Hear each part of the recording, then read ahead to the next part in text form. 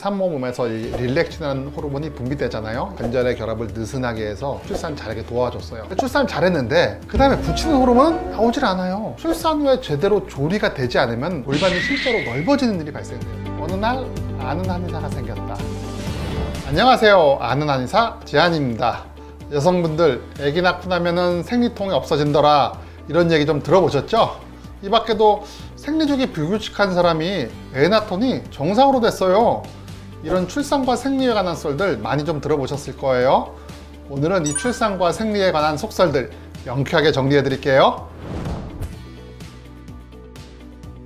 이게 사람마다 다 달라요. 보통 생리통이 자궁 내막증이나 자궁 성근증, 난소 주위의 병변 또는 골반 주위의 병변, 이런 것 때문에 발생한 생리통이라면은 보통 이착성 생리통이라 그러거든요. 이런 경우에는 출산 후에도 생리통이 좀 사라지거나 진통제도 안 먹어도 될 정도, 이런 경우가 안 생겨요. 그런데 실제로 진료하다 보거나 주변에서 보면 출산 후에 생리통이 사라졌거나 진통제 안 먹어도 될 정도로 없어진 분들 정말 많이 있죠. 이런 분들은 보통 생리통이 기저질환 없이 작은 근육의 과수축 때문에 발생되는 경우예요.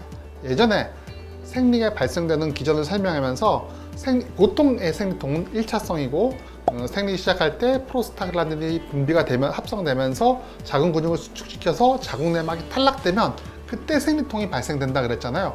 이런 종류의 생리통이 있는 사람들은 많이 줄어드는 경향이 많아요. 왜냐고요? 자궁이 커졌잖아요. 한 번은 요만했던 자궁이 자궁 자체 크기가 500배, 700배, 이 그림 보이시죠? 어마어마하게 한번 커져요. 그리고 나서 다시 줄어드는데요. 이게 100%보다 약간 커지는 경향이 좀 더 많습니다. 이런 경우에 다음번 생리할 때 보면은 자궁 내막을 탈락시킬 때 훨씬 더 편하게 탈락시킬 수 있어요. 근육도 주변에 혈류순환이라든지 이런 게 훨씬 더 좋고요. 배도 약간 나오는 경향이 있겠죠? 이럴 때 생리통이 줄어드는 경우가 되게 많이 있습니다. 아시겠죠? 가끔 그런 경우가 있긴 하지만 보통 출산을 한다고 해서 불규칙하던 생리주기가 규칙적으로 되진 않아요. 보통 생리주기라는 게 시상하부, 뇌하수체, 난소로 이루어지는 호르몬 축으로 결정돼요. 되게 섬세하거든요.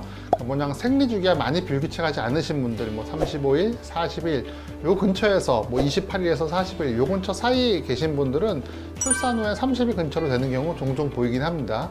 임신 중에 충분한 난소가 좀 쉬기도 하고요. 원래 맨날 일하던 난소가 한 2년 동안 쉬잖아요. 출산하느라고 10달, 모유수유하느라고 또 6에서 10개월 정도 하면 쉬어요. 이렇게 쉬고 다시 했을 때 오히려 활발하게 돌아오면서 이 HPO 축이 제대로 동작하면서 딱 30일, 32일, 28일 이렇게 맞는 경우 종종 보입니다. 그렇지만 모든 사람이 그렇지는 않아요. 평소에 생리주기가 많이 불규칙하신 분들, 소위 말한 질환을 앓고 계신 분들이 있죠.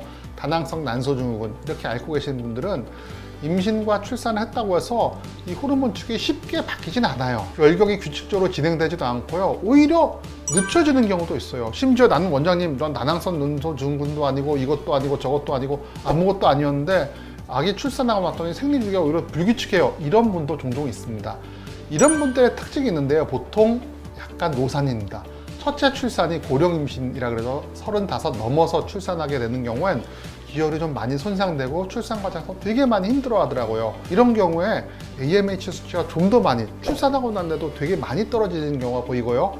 이런 경우에 오히려 종종 생리주기가 늦춰지거나 불규칙하는 경우 흔히 보입니다. 간혹 이제 30살 이전에 출산하신 분들은 확실히 이게 덜 보이세요. 역시 일찍 출산하는 게 건강에 되게 좋은 것 같더라고요. 어떻게 보면 사실이기도 하고 어떻게 보면 사실이 아니기도 하죠. 출산을 준비하면서 저번 시간에 얘기했듯이 산모 몸에서 릴렉틴이라는 호르몬이 분비되잖아요. 이 호르몬이 관절의 결합을 느슨하게 해서 분만시에 골반이 딱 잘 열려서 출산 잘하게 도와줬어요. 와! 출산 잘했는데 그 다음에 붙이는 호르몬은 나오질 않아요. 그래서 출산 후에 제대로 조리가 되지 않으면 골반이 실제로 넓어지는 일이 발생돼요. 이게 좀 안 좋은 의미에서 넓어지는 거예요. 미용적 측면에서 골반이 넓어진다, 이런 의미가 아니에요. 이 골반 관절이라고 하는 거는 골반의 인대와 근육이 골반뼈에 테이프처럼 붙어서 고정되어 있는 구조예요. 그림 보이시죠? 임신과 출산 과정에서 이 늘어났던 인대와 근육이 자리를 잡아가도록 하고 골반에 잘 지탱이 돼야 돼요. 이래야지만 튼튼하고 건강한 이런 골반이 유지가 되는데, 산후조리를 소홀히 하고 늘어난 인대가 제자리에 돌아오지 못하면은 골반이 비틀어지고 지속적인 통증도 발생될 수 있어요. 휴식을 포함해서 산후조리를 충분하게 잘해주고 골반적인 강화 운동, 예전 영상 같은 거에 잘 나와 있었죠? 근데 또 제일 중요한 거, 한약 치료 도움 꼭 받으세요. 정말 좋습니다. 젊고 컨디션 괜찮으면 회복 잘 되긴 하는데요, 조금이라도 뭐 살이 넘거나 이러시면은 한약의 도움을 받는다면 더욱더 골반 주위의 근육이나 인대가 강화가 잘 되고 컨디션이 좋아지면서 골반의 회복도 잘 되는 것 같더라고요. 골반 회복 잘 하시고요, 이뽀이 골반 다시 간 다음에 둘째도 잘 출산하시길 제가 두 손 모아 기도할게요.